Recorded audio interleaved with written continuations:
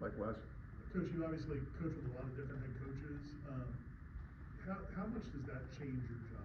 Like the different head coaches and offensive coordinators, and I guess is that the familiarity with Coach Malzahn? Well, the familiarity with Coach Norvell and Coach Malzahn, goes back, golly, scary thought, but it's almost 20 years now. To when we were at Tulsa together, and Gus and I were co-offensive coordinators then, and Mike started out, as a graduate assistant, and then quickly moved up the ranks to be our wide receiver coach, and so we've known each other for a long time. Obviously, I've worked with Gus at several stops. This is just second time working with Mike, but just super excited to get back with those guys, and we're all cut out of the same cloth, if you will. We believe in the same things philosophically, from an offensive perspective, as well as philosophically when it comes to relationships with people. Because this is a even though there's there's a business aspect to what we do, this is still about the people you do it with, and you never want to lose sight of that. And I know that that's ultra important to Coach Norvell, and it's ultra important to me that we have great relationships, as well as, like I said, just philosophically, the familiarity is awesome. Brendan, here in front. Coach from Norvell 24/7. Yeah. Can you walk us through, or your early impressions of Coach Norvell when you first met him when he was a young up-and-coming coach, and what's been like the kind of, I guess, the farce in his journey to this point? Yeah. Mike's he's a bulldog when it comes to, he attacks everything face on, which is awesome. What I mean by that is, when he was a GA for us, his energy, his enthusiasm, his passion for his role that we had him in was clear. He brought a lot of juice, brought a lot of energy to everything, and that's why he moved up the ranks even within our organization at Tulsa so quickly. I go back to when Mike was a GA, and he was one of our best recruiters, but he couldn't go on the road. He wasn't allowed to go on the road, but he signed some of our top players. I think of Damaris Johnson from out of Destrehan, Louisiana, and Mike was a primary recruiter for him, even though he was a grad assistant. And so you kind of knew early on, that he was going to be a force in the industry.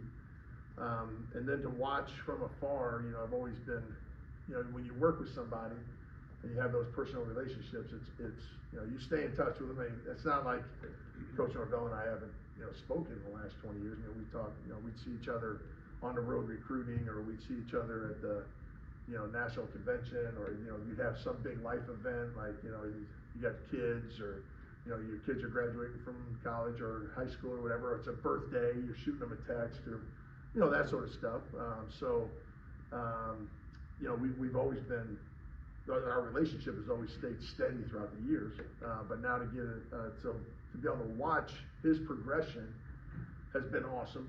We're very, very proud of him and all the things he's been able to accomplish, and now I'm excited to work with him again and help us go to even greater heights. Chris? Hey, Coach Aaron. Chris with Malzahn 24/7. On offensive linemen, obviously the world's changed with the transfer portal, so it's kind of a two-part question. What do you look for quality-wise in high school prospects, and how much has the portal changed the ability to get guys who are physically more mature? Okay, well, those are two. I'm not going to be up here for a while lecturing on those thoughts, but no, at high school linemen, okay, there's certain attributes that you want to be able to see on film. First off, right? It starts with flexibility, the ability to bend. Sometimes it's overlooked with guys, because guys are big and strong and physical and all that stuff, but if you can't bend, you can't play. So we always look at that. We look at guys who enjoy the physicality of the game. You can tell they like the contact. They don't shy away from the contact. Guys who can move their feet, okay, you know, as a coach, my job is to make sure they're moving their feet in the right direction, okay? But guys that can play quick on their feet, they're not heavy-footed. You like to have guys that are heavy-handed, okay? That when they strike people, they can punch and impact a person, you know, in a I guess a positive matter for the offense, a negative matter for the individual taking a strike, but they can impact the person, so they play heavy-handed.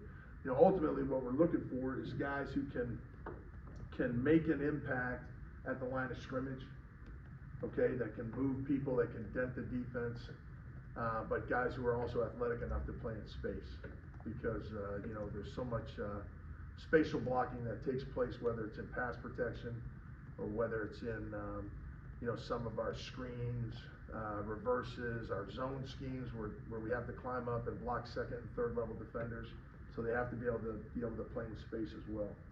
And I know that's quite there's a laundry list of things that you look for, and but if you narrowed it down to those two things, can they impact the line of scrimmage, move people, dent the defense, and can they play in space? Those would be the two overriding factors.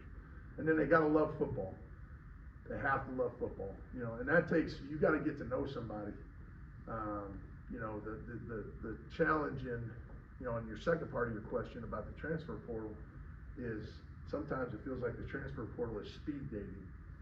You know what I mean? And you don't have the opportunity or luxury, I guess, maybe of getting to know somebody that you do in high school recruiting, where you start, you identify somebody when they're a freshman or a sophomore in high school, and you build a relationship with them over years, right?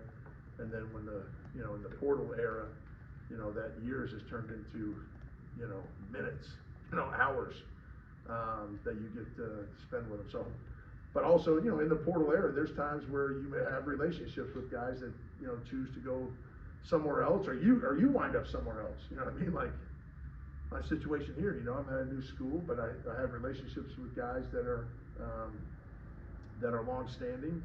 And if a guy like that goes in the portal that you feel like you have a great relationship with, that's a plus.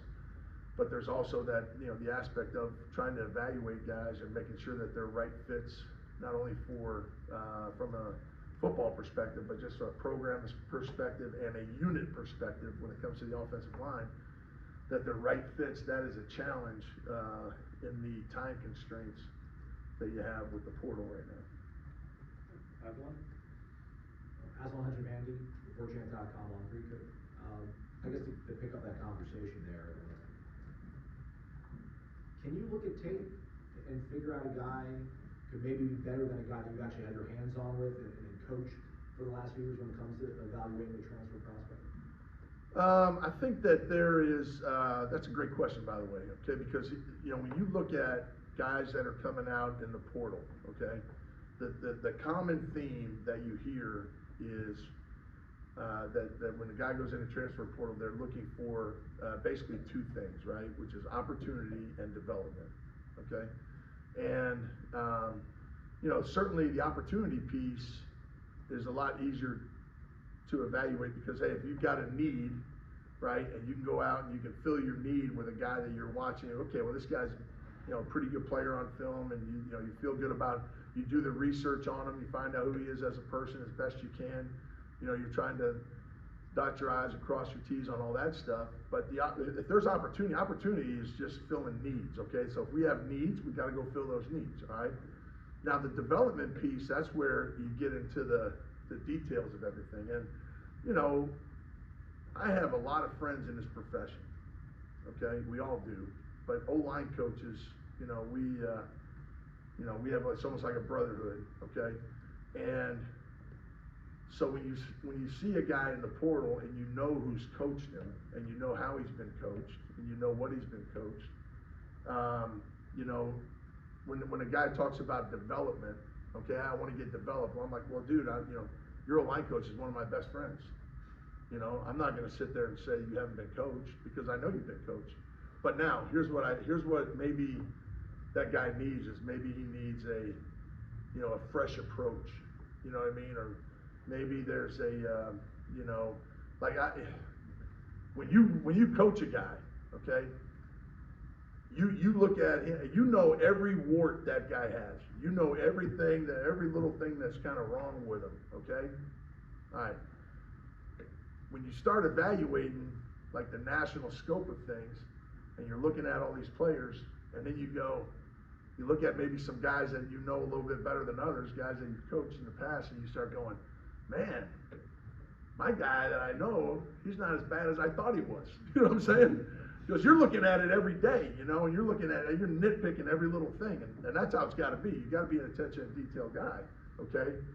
But I think sometimes as coaches, we tend to focus on, you know, and I say we, okay, we tend to focus on, and I say we as coaches in general, we want to fix things. We want to solve problems with players. You know what I mean by that is technique, fundamentals, you know, communication progression, all these little things that it takes to operate, okay? And you spend so much time focusing on what's wrong with a guy that sometimes you miss out on what's right with him, okay? And so in the transfer portal, there may be maybe a guy's feeling like, because I know a bunch of O-line coaches out there, and they're all really good coaches, you know, but maybe he's feeling like he's not getting he just needs a fresh start, you know what I mean? And so I don't ever want to get into a situation where, you know, we bring a guy in here from, you know, whatever university, and the guy says, oh, I'm so excited about finally getting developed. I'm like, you know, you've been getting coached, right? Now we're going to do our best to help you and maybe help you progress along. But there's a lot of really good coaches out there, and you know, sometimes in this transfer world, that gets lost as well. You know, that I'm all about opportunity and development, but you know, I also am never going to disparage another coach who's been working with a dude. Does that make sense? I know I probably got off tangent a little bit right there, so I apologize if I did. But We've got time for a couple more. We'll go to Matt. Matt Sarah with WarTech.com. Kind of a two-part question. You talked about Mike and knowing him as a GA. Is it kind of weird that like, that guy's your boss now and having to work under him? And looking around, you're big into cooking. Have you gotten to cook for anyone on the team yet? Or are you excited to? Like, what do you think your first meal could be? yeah. So the first part is, no, I'm fired up to work with Mike. We have a great relationship, like I said, and you know, when you're in a room with somebody and you spend as much time together as you do when you're on a staff, whether a guy's a GA or whether the guy's the head coach or whether he's the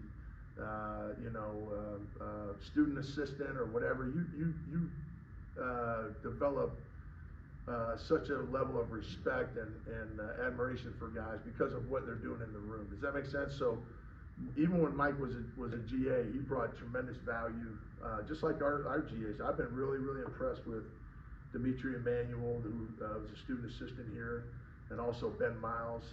Those guys have been like, you know, as soon as I set foot on campus, they've been with me and have kind of, you know, walking me, just making sure I'm in the right place at the right time, and you know, because but they've been taking care of me. And those are two young coaches that I've already got a lot of respect for, you know, and I'm excited to work with those guys. Just excited I am to work with Coach Norvell. And so it's not really weird that he's the head coach now.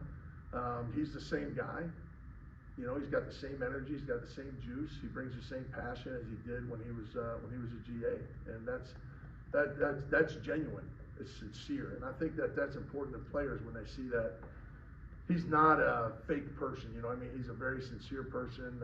That's just who he's been, who he is, and who he's been his entire career. And I can vouch for that because we had him at the beginning, and he's the same dude, you know. And then as far as the cooking goes, I know. Here's what I know. I know how to get from the stadium to the Indigo Hotel and get back here, and I haven't had any chance really to do much other than that. You know, I've been to a couple of nice restaurants. We've had some good food since I've been here on these recruiting meals. So I appreciate Florida State for footing the bill for those. That's been very nice. Yeah, we'll cross all those other bridges when we get to them. So. Go to Kurt. Hey, Kurt Weiler with the Osceola. Sorry, it's kind of throwing you a big picture, a vaguer question. When you have somewhat limited time with the guys, when I'm sure you're somewhat limited in what you can do physically with them in practice, I guess how do you, coaching philosophy, teaching philosophy-wise, try and maximize that time? What is your approach to that?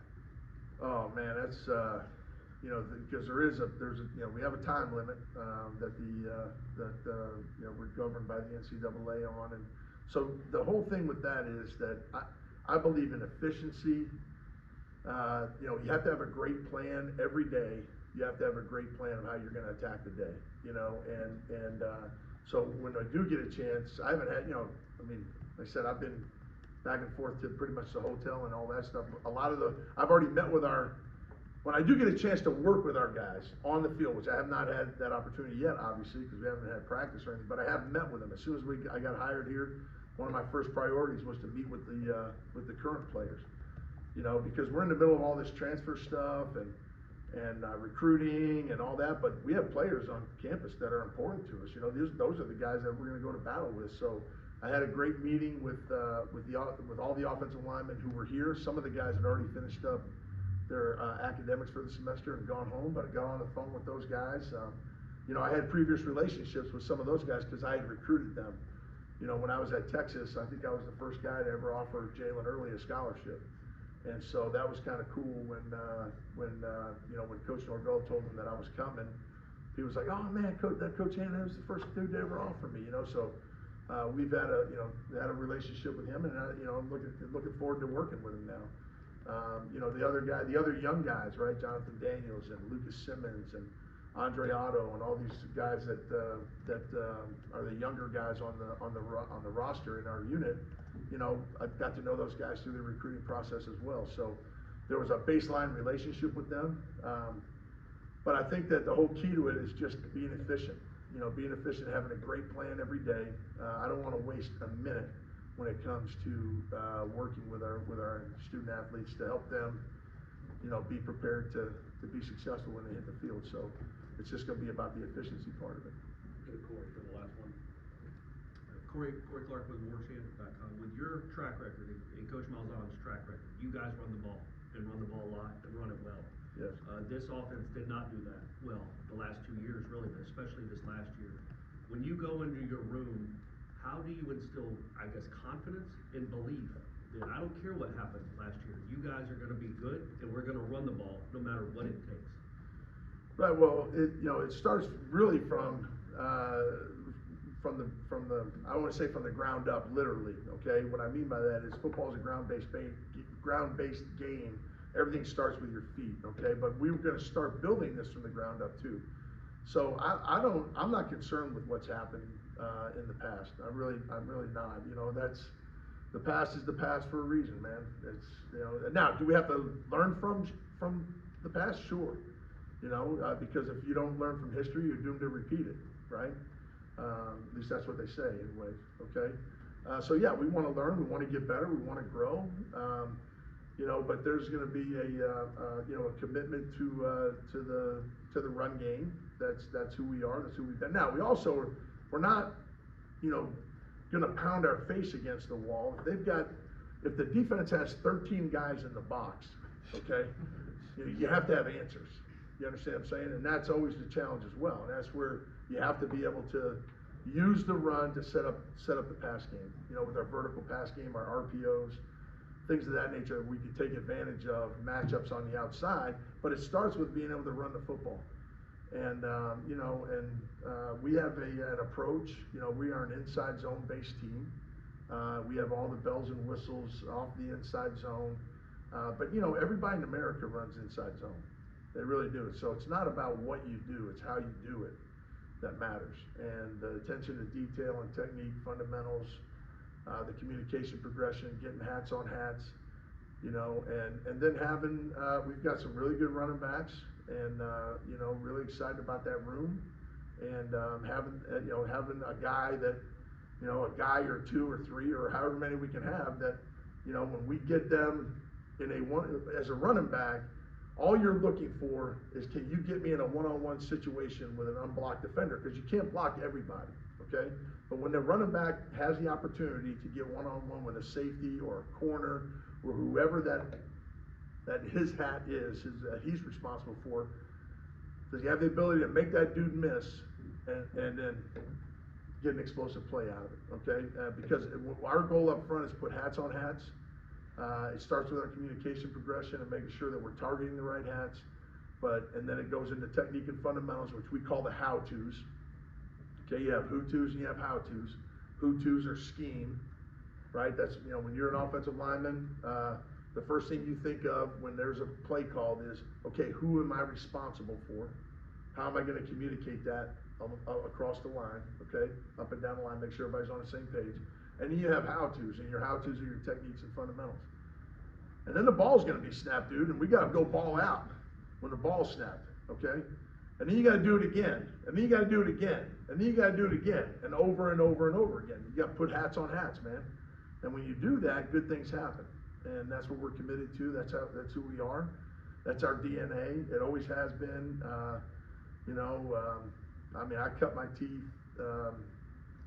seems like 100 years ago, I guess, but back when I was at West Virginia with Rich Rodriguez and then Coach Malzahn and I got together at Tulsa, and then, I've been with James Franklin when we had, we had Saquon Barkley when he was a freshman at Penn State. He ran for 11, a little over 1,000 yards for us as a freshman, and probably missed 3 games. He had a little ankle sprain. He missed about 3 games. Now, he's a freak, okay? But we've had great backs that have been beneficiaries of putting hats on hats up front, and that's what it's going to start with. So. Okay, thank you, guys. Appreciate it. Thank you.